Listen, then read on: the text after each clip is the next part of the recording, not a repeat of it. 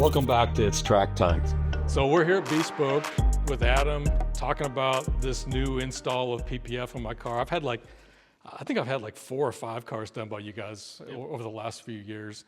I had a car done with Expel before this, maybe 1 or 2 cars done with them. The film worked great. I didn't know about Suntech film until I met you guys, and I was like, oh, this isn't Expel, this is some other kind of film. And the film's worked out really well for me over the years. I know they make their own film, but Expel, they logo film from other manufacturers is the story I've heard. So that I could talk a long time about that. The short answer is there's a lot less manufacturers of film than there are brands who sell film. That's probably the easiest way to explain it. We could use any brand we want. We're not tied to any company. I could switch to Expel or S-Tech or anyone tomorrow, 3M. Any brand I want, I could start using tomorrow. But we specifically choose the brands we go with for a few reasons, and the manufacturing is a big part of that. Expel is a really well-known brand, but brands like Suntech or S-Tech or Steck, some people call it that, or Legend is another brand that we use. They have actually much more direct manufacturing and quality control processes. Suntech makes their film in the US at their own facility that's owned and engineered by their own people, so there's no third-party involvement at all. That's not necessarily true with even some of the bigger brands. What that means is you get a lot more consistent quality control. It also means we have better support post-install if there is a problem or if there's a defect in the film that we open up and use on the car. It's a lot easier for us to take care of the customer because it's easier for Suntech to take care of us. And that's all because of the actual chain of the film being designed and made is direct and under their one umbrella. And so that's a big... And also just there's certain preferences in design and quality that are subjective, but those other things are just kind of objectively beneficial. And if you come back years later with a problem, if you go to that same type of film in their line, it's going to be the same film? Right, because it's coming from the same place. Yeah. When you deal with some of the brands that aren't, they don't own the means of manufacturing, they might have to switch manufacturers. Even if they are, even if they are involved in the designing process, if it's not their factory and it's overseas, they can't control it. And something changes that they can't control, they either have to just accept the change or they have to change manufacturers to a different third-party manufacturer. Yeah. So you could have a car done 5 years ago that you were happy with, and then that same brand is putting an actual different film on your car, as opposed to with Legend or Suntech or some of these brands that we have that relationship with. If it's Suntech Ultra, it's going to be Suntech Ultra no matter what. It's all coming from the same factory. Yeah. So that's a big deal for us. And that's what this is Ultra, right? Yeah. And then they have one above that you call React or Reaction. Reaction. I wouldn't even necessarily say it's above. It's more of a different. A lot of the film is identical in terms of its structure and behavior when it comes to its base function of protecting the car. The only real significant difference is Reaction comes with the kind of infused hydrophobic properties in the top layer of the film. A higher level of hydrophobic. Like this has still got hydrophobic. Right, so yeah, they're all going to have certain amounts of it. Okay. That's the selling point of Reaction, though. It's supposed to be closer to like a dedicated coating. Like a ceramic coating. Right, but in our experience, it's like if you really want that, we kind of push people towards ceramic coatings anyway. Okay. So we kind of, Ultra is also just proven. It's been around. It's new enough that it's right up there quality-wise, but it's old enough that it's proven. Okay. It's just like a good engine or a chassis that just works, and you know it works. So that's, I consider that's what Ultra is. It's just an absolute like top-tier quality, proven film. It's going to look good. It's going to last. It's easy to work on, and it just hasn't failed us at all. So for you, it's the benchmark of what you install. Yeah, that's most of what you install. Okay. And this is 7 mil in thickness, right? So it's between 7 and 8. Between 7 and 8. That's the standard. Most of the standard films you'll get are going to be in that 7 to 8 mil range. Okay. And then when you go out to the track, everyone always talks about 10 mil.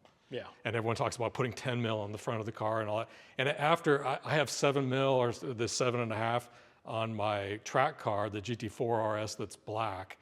And I took a rock on the back straight that smacked into, I had a color layer here. It went through that, it went through the clear layer, and then it went through the clear coat and got into the carbon. Yeah. And so after going through that experience, and seeing that the diffusers now are strong enough that they're lifting stuff off of the back straight when the cars are doing 160 or so. They're picking up debris. So when you go on the back street, even if there's not a lot of rocks out there, all of the material on the track is being lifted up and thrown into the air all the time. Right. And so knowing that now, I think I would have done all of this in your product line. It's not 10 mil, it's 11 mil, right? So the Ultra Defense, is the thickest film you can get. Okay. It's 11.5 mils. Okay. And I would have done the hood, and I would have done all of this stuff with 11, and I would have done all of this stuff down here with 11. And then the rest of the stuff back from here back, well, I guess these would be exposed as well, right? Yeah. And the rest of it I probably would have done with 7. But because this is a street car, I didn't do any 11 mil on this car. Right. And I think now that we've done carbon parts on my other track car, we've done all that with 11 mil. And so that's all been thickened up. And it's tricky too. The 11 mil is absolutely stronger, and it's if you know you're going to do any kind of driving, whether you know I'm driving on like a roads that's under construction all the time, or tracks, things, or like canyon roads where there's just crap all over the road, and you know you're going to pick up stuff. Yeah. It's absolutely stronger and better, but it's a little weird because sometimes it's just the nature of what hits you, what angle it hits you at, how fast it hits you. I've seen some pretty gnarly stuff hits the standard thickness and be totally fine underneath. Because it grazes because off it's just kind of a flip of the coin to a certain degree. Yeah. You know, we had a customer with a Tesla that a shop was working on the car, and they literally bonked the car into the wall, and like big giant streaks were just all in the front of the car. And we pulled the film off and put a new piece on, and it looked like it never happened. It was fine. There was not a single scratch on the paint. And that was the standard thickness. If you had told me when I saw the picture, I was like, ooh, that's like, I don't know if that saved it, but it was fine. So, you know, there's a little bit of just luck, even if you have the thicker stuff. Okay. But it absolutely is substantially stronger. Like, you know, in most cases, you're going to notice a difference. And then when you get to complex curves like this area here, and you try to put an 11 mil on there, it's going to be harder to install on these curved surfaces, right? To a degree. And you might end up with relief cuts in different areas that wouldn't have been there with a 7 mil. Sometimes. Luckily, that boils down to quality of install and the individual doing it and experience.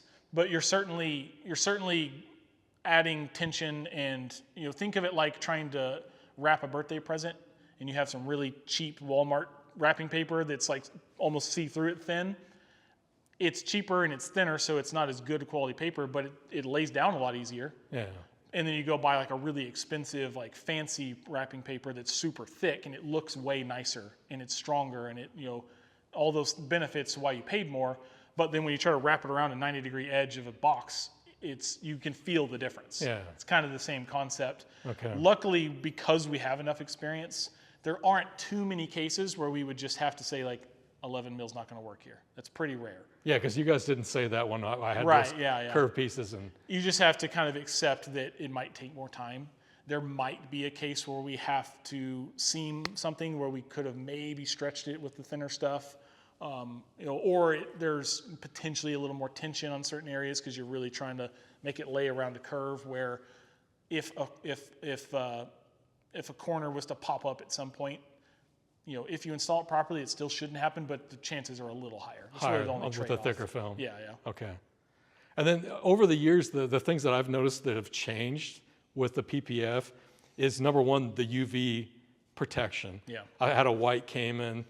I had I don't know what kind of film, it was one of the older films on it, and it turned yellow. Right. And we peeled it off. You were the shop that peeled it off Yeah. and put new film on it.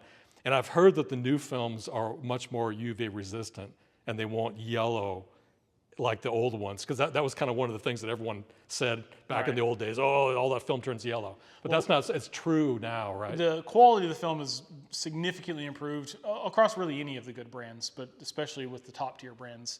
In the last several years, the most current generation of films is much, much better.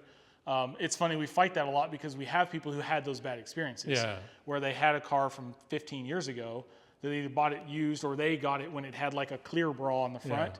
And then I'm sure you've seen the horror stories of some of them that look like the Sahara Desert on the front of the car, and it's like this miserable experience. Yeah. And they think, why would I want to put that on my entire car or my entire and deal with hood this. and deal with this, but times 10? Yeah.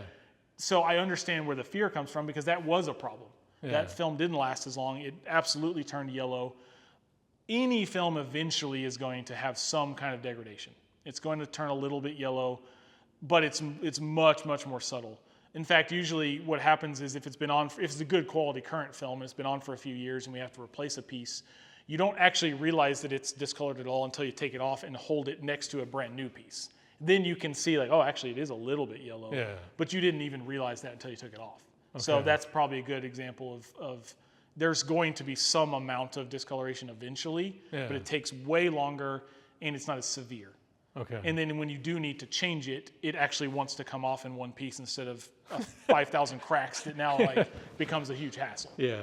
So, and it's a 10-year warranty film, and that's you know, and Suntech will stand behind that warranty. If 7 years from now, it does start to discolor to a point where it's noticeable looking at it, it will replace it. So you know that they stand behind the length of time, you know, pretty solidly.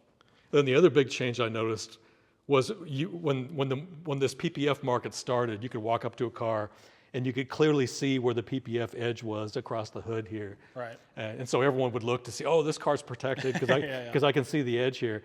But now you started rolling the edges and the installation is just so much better. I have a hard time seeing any seams on these cars now. Even if I sit here and look at it for a while, I can't see where the edges are. So that whole process, I guess, a lot of people say, you know, if it's pre-cut, you're not going to get that quality. And only if you do these custom cut pieces, you're going to get that quality. But that's not actually the case, right? Because the software is good now where you can actually use a template, a cut piece, and have the edges, have enough material on the edge that you can roll it, and you will get a very nice looking installation with a template cut. Right. Piece of PPF. I mean, the best way to go about it is we just lie and tell you it's on there, and then you're like, oh, your install's so good, I can't see it. And it's like, yeah, because I didn't put it on there. Well, but in real reality, we do have people who literally like ask me, like, you didn't do it. Like, did you do this piece? I don't see and any I have material. to like find a little corner that I can show them before they actually can see where the film is. And you mentioned like the patterns.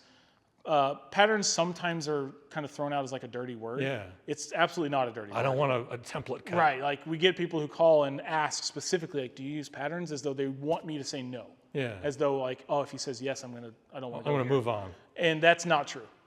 The quality of the installer is 90% of the quality of the result, as in the human being doing it.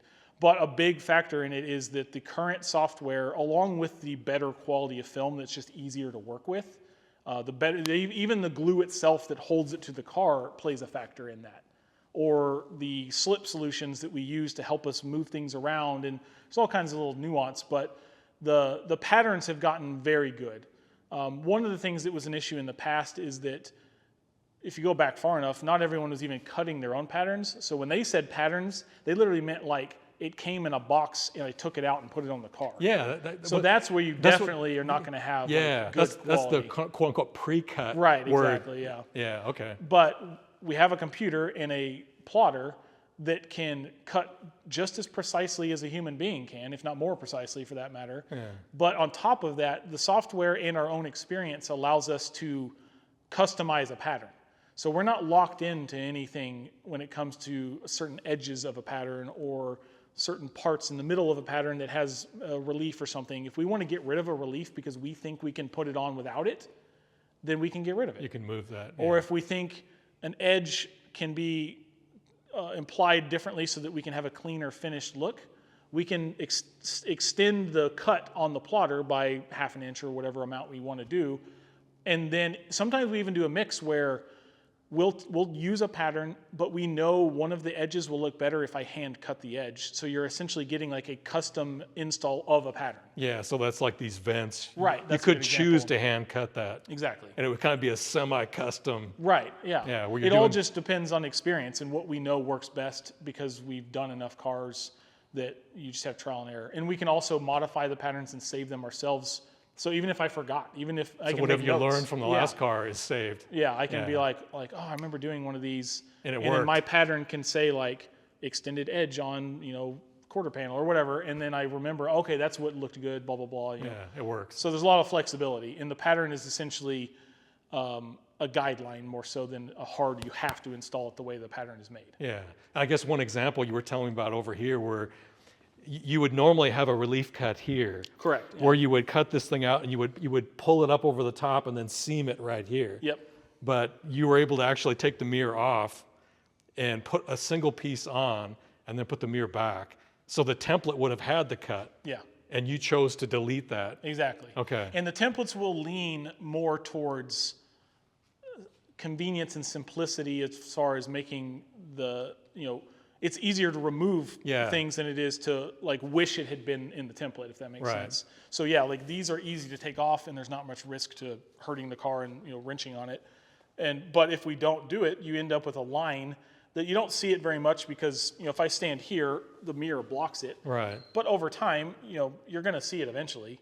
So if it's not hard for us to get the mirror out of the way, and I can just do a solid single piece of film that's flat across, and then we just make a hole to put the mirror back on top, and then I don't have a seam, then the template allows me to make that change in 2 seconds. So. And that's part of the higher quality installation that higher end shops offer. And that's give and take too. Like sometimes those extra steps are totally no-brainers, like you should absolutely do it. Mm-hmm. And sometimes the juice isn't worth the squeeze in terms of like the end result is not worth the extra cost or time or risk of, pulling parts off the car or something like that. That's I was going to ask you about that because when I first went to a wrap shop, I don't know, 10 years ago or something like that, I saw like a Lamborghini there and they had ripped it apart as a new car out of the factory. And they were doing a color change on it, and they actually tore it all apart, and they were wrapping each piece individually and putting it all back together.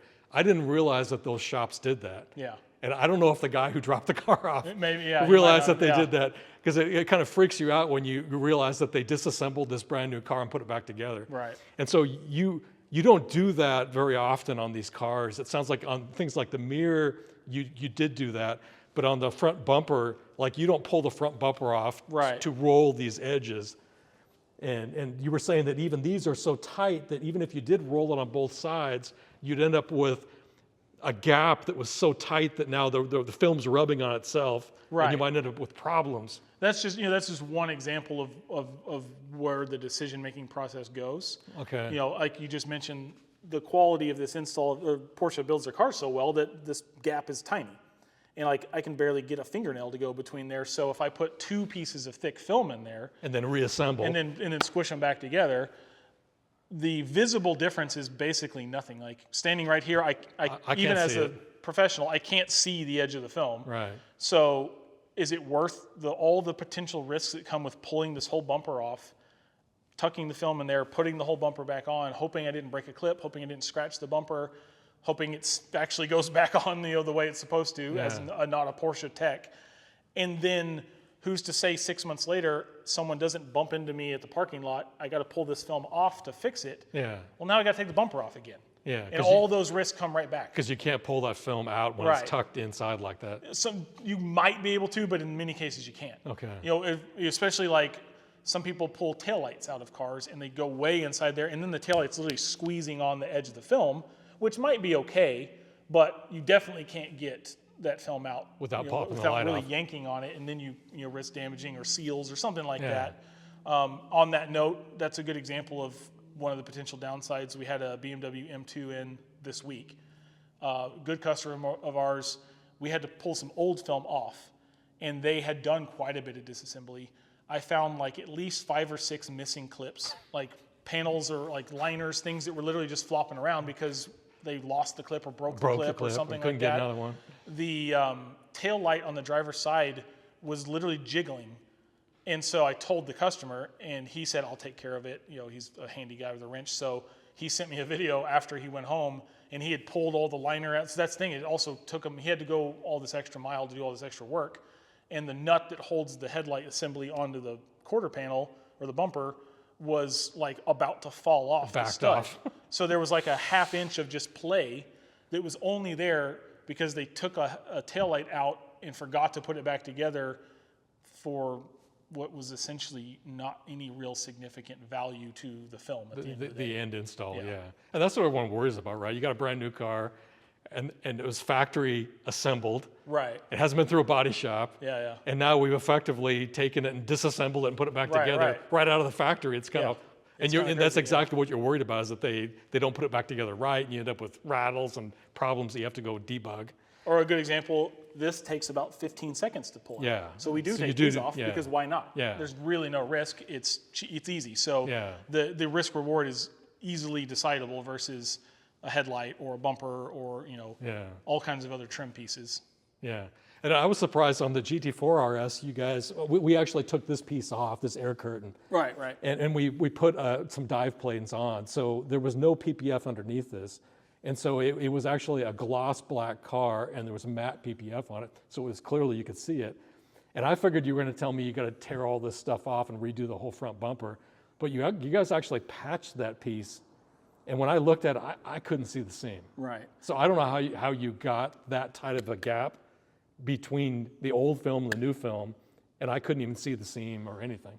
Don't tell our other employees, but honestly that's just because we have some guys that are really talented.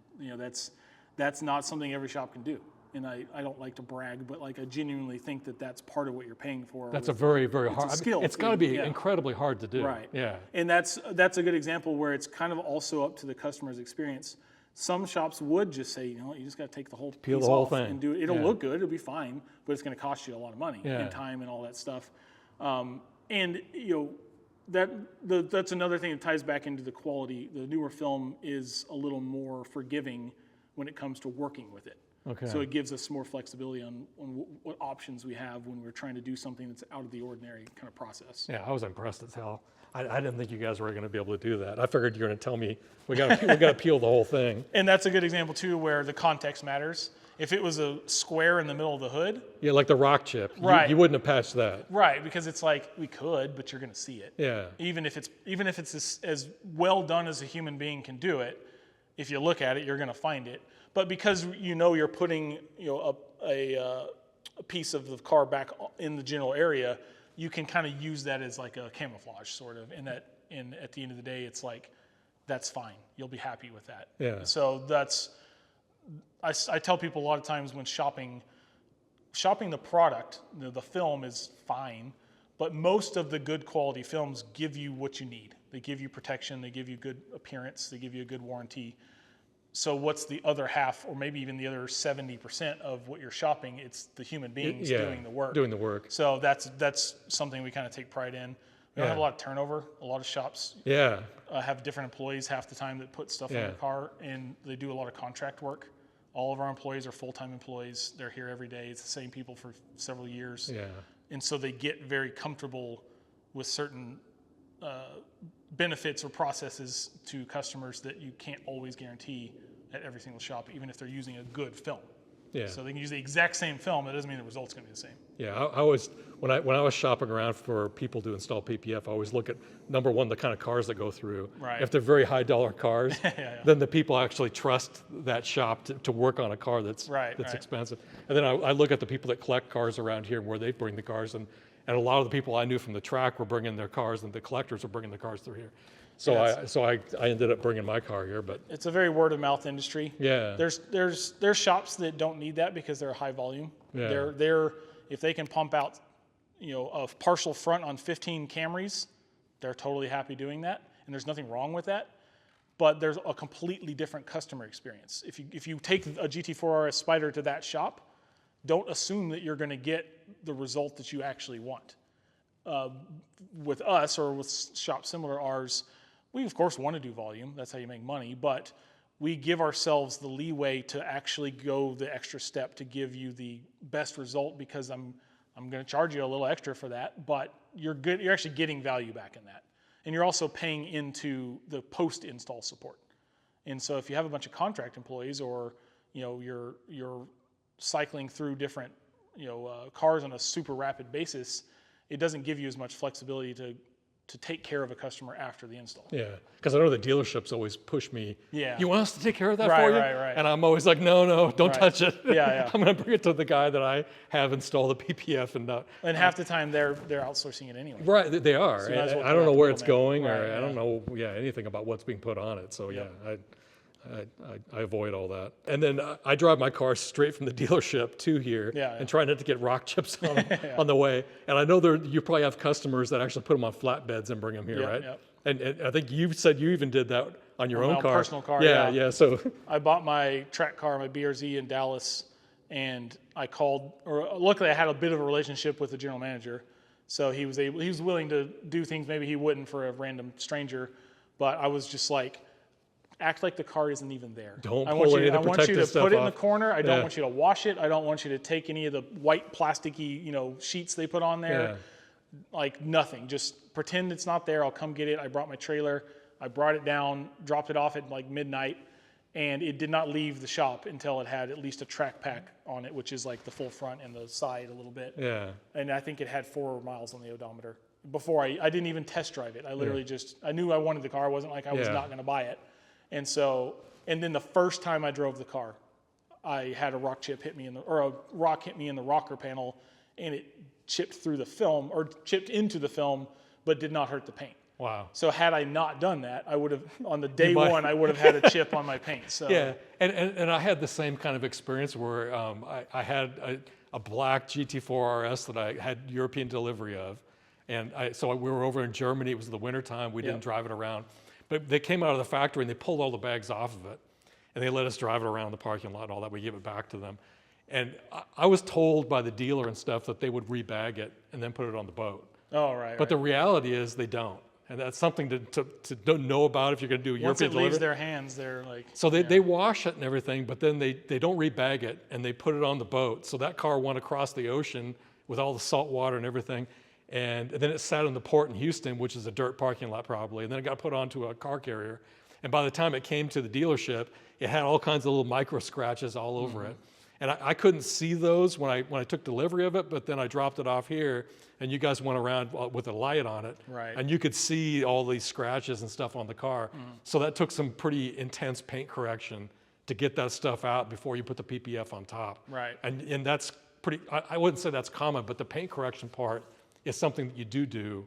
So how much paint correction do you typically do on these cars, and when do you draw the line where you say this one doesn't need to be paint corrected? We draw the line at where your car was, basically. Yeah. Mine yours is a perfect example. Because when you guys sent me the pictures, I was like, oh God, I'm gonna have to get paint work done. It's funny, I have to explain to a lot of people that there's no such thing as a new car, really, in terms of you as the owner. Like maybe some super hyper exclusive, one of 100 cars, but for any car that's mass produced, at least 20 people have touched your car before you did. Yeah. So the idea that the car is going to be perfect from day one is generally a fallacy. Like there's very minimal chance that there's something wrong with the car because too many humans have interacted with it. Yeah. But for your question, we actually try to avoid paint corrections before putting film on, if at all possible. And in most cases, we actually don't need to do any. The reason we did with yours is because like you mentioned, there was a couple scratches that weren't just swirl marks. They weren't just light, faint brush marks. They were actual scratches. Yeah. That kind of stuff, we're going to go after that and chase it.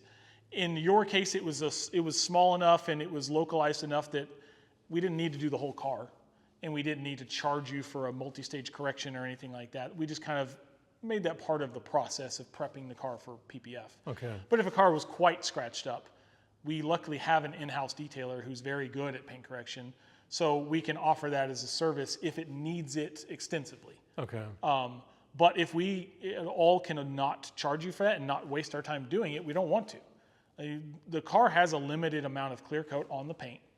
Every time you polish a car, even lightly, you're removing clear coat. Yeah. Because that's how scratches go away. They don't actually go away. The clear coat that the scratch is in goes away, and then it levels because you've gone down, so to speak.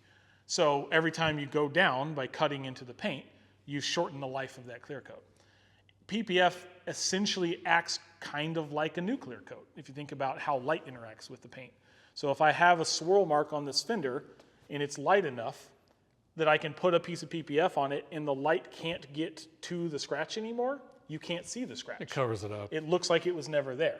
Now it's still there underneath the film, but if that film's going to be on there for 5, 6, 7, 8, 9, 10 years, I'm never going to see it. What's the point in chew it into the clear coat? Yeah. And the other side of that is in the event that you need to pull this film off, whether it's because of age or because of an impact, I probably want to then do a single stage to prep, to get rid of glue, to make sure it's super clean, all that stuff.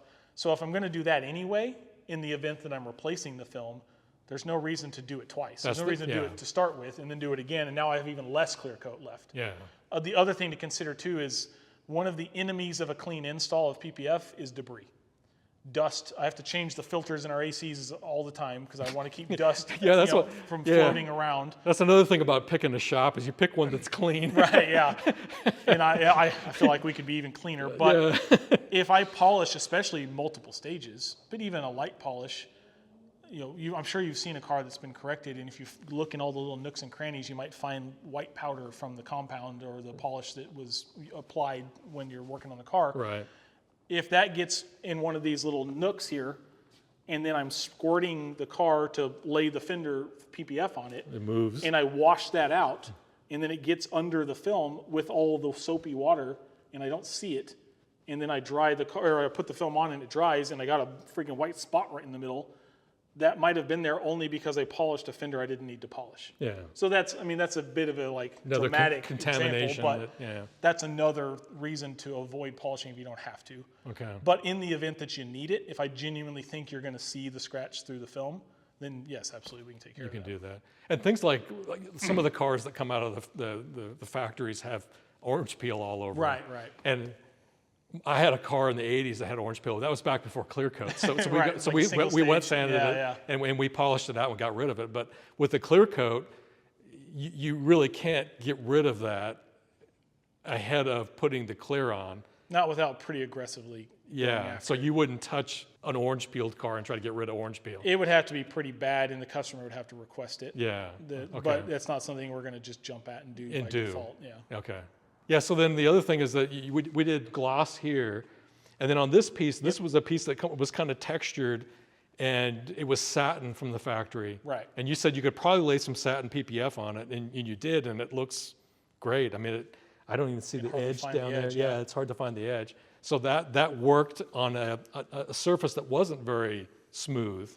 Yeah, and because it's painted. If this was plastic only, like this piece here, film won't work. Won't stick to that. Either will have trouble sticking, or you'll get a lot of kind of foggy, like it'll look bad. Okay. But because this is an actual structural piece that has paint on it, and it's already a satin paint or a matte paint, whatever you want to call it, then we can put film on it that matches it pretty accurately, and you get the same protection, but you're not now turning this gloss. Because if I put this film on this piece, it's going to gloss it up. Yeah. And because you can already see in the light how much more textured it is. Yeah. To me, keeping it matte mitigates that a little bit. But that even ties into actual matte paint. So if you have a matte painted car, because some of these expensive cars come with really high-end paint jobs that are matte paint, it's an absolute no-brainer to PPF those, because we can take a piece of high-quality matte PPF, put it on this fender, and even if I don't have one on the door, you can't tell the difference. Wow. It looks exactly the same, and you can't correct matte paint or satin paint, whatever you want to call it. You can't polish it. So if you get a scratch, you have to repaint it, and even then, you can't. I don't know if it's going to match. Like, it's a headache if you scratch your matte paint.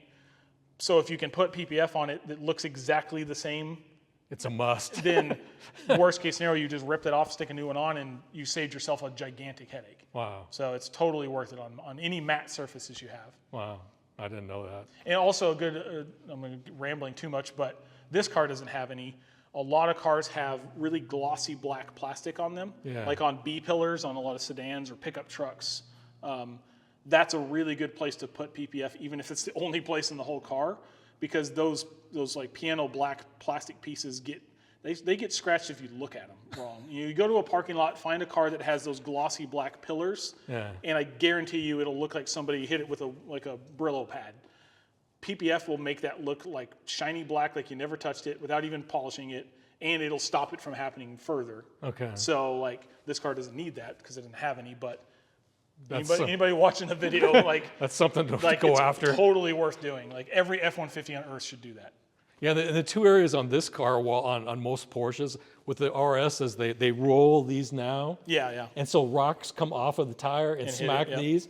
And so that was like, when we saw that, we're like, oh my God, I want to get this straight into the PPF shop.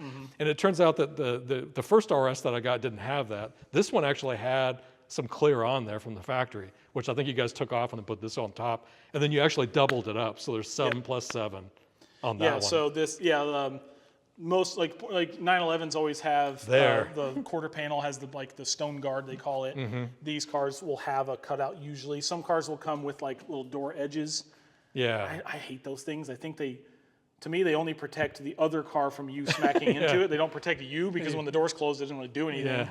But this is a good example where we did the whole fender as a single piece, and we were able to just basically copy what Porsche did on top of it, because that particular spot is going to get beat up. It's going to get hammered. So not only is it thicker, so it reduces the likelihood that something gets through double.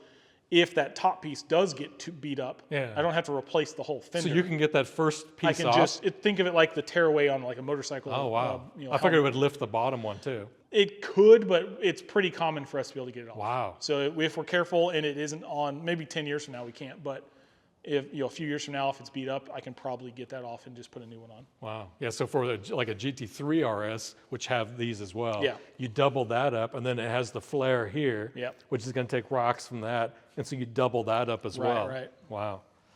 Okay. Sometimes people will even double up with Ultra Defense on the With 911s. the thick stuff. They'll do standard 8 mil and then Ultra Defense as their stone guard. Oh, wow. Or they make matte black PPF. Yeah. So we've had a few guys that because you'll see that on some Porsches where they have the actual black stone guard. Yeah. And it's the same thickness. It's 7 to 8 mils depending on the brand. And we can copy that if they want that look, but it gives you the protection that you would get. That's another whole piece of the market that's opening up now is these colored PPFs. Yeah. And the carbon PPF by S-Tech. Right, yeah. I've used that stuff, and it looks... It's convincing. Yeah. I wouldn't put it like right up against it. Right. But if you want to put it somewhere else away from the other carbon, difference, yeah. man, it looks really, really realistic. We've color PPF is relatively new. We were pretty skeptical of it for a while because, at first it was kind of meh.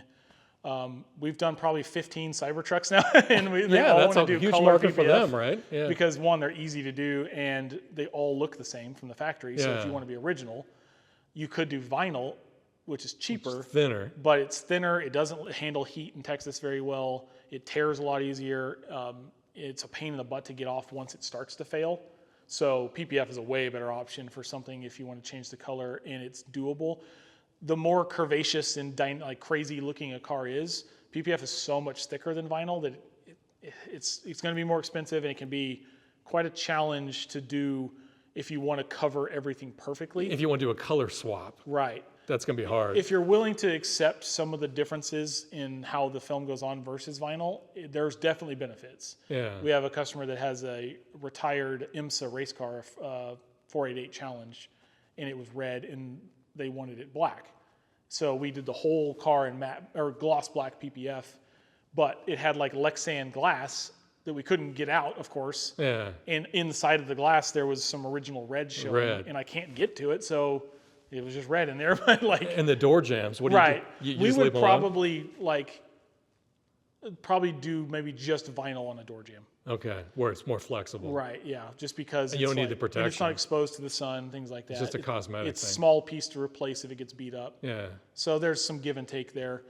Color PPF is still kind of like an evolving thing. We do have a couple brands we carry. We've done some cars. We've done a ton of Cybertrucks because they're just super easy. Yeah, I've seen a lot of those now in different colors. With complicated sports cars, the price is going to be way higher than vinyl.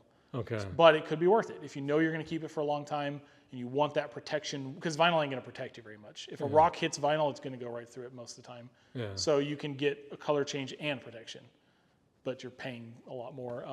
So we're dipping our toes in that a little bit. Okay.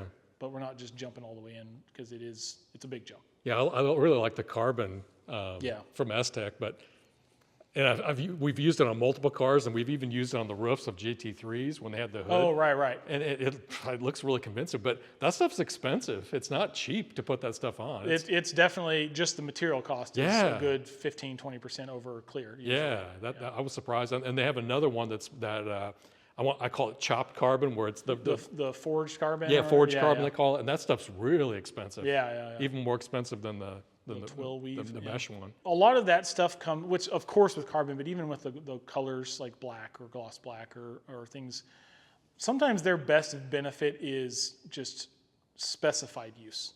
This big Mercedes Transit thing back here, he's going to do just matte black on the bottom on the rockers to match his plastic. Okay. So that's a good example where it makes sense. Yeah. I wouldn't do this whole thing. We'd have to charge him who knows how much to do the whole thing. Yeah. But that's where the best case use for those are currently, I would say, is maybe if you just want your hood black or your roof black, Yeah. then PPF is way better than vinyl. Yeah. So that's a good case. Yeah, like I was looking at one of those GX 550s, and some of them didn't have the black roof. Right. And I was thinking about doing black PPF on that. That would be. I have that on my STI. Okay. And it looks better. It lasts longer. It's easier to maintain. It's like a far better option. And the Texas heat, it would make a lot more sense. Yeah. Well, another great project. I'm real happy that I was able to get this in a tight window and Good. get it out. Now I can actually drive it instead of just sitting here looking at it, parking it in the garage. You can drive it worry-free. Yeah, and before the heat of the summer comes on, I have to put the roof back on it. Right. But anyway, thanks a lot, Adam. Thanks, Barry. Yeah, appreciate it. Yeah, enjoy the car. Yeah, thank you.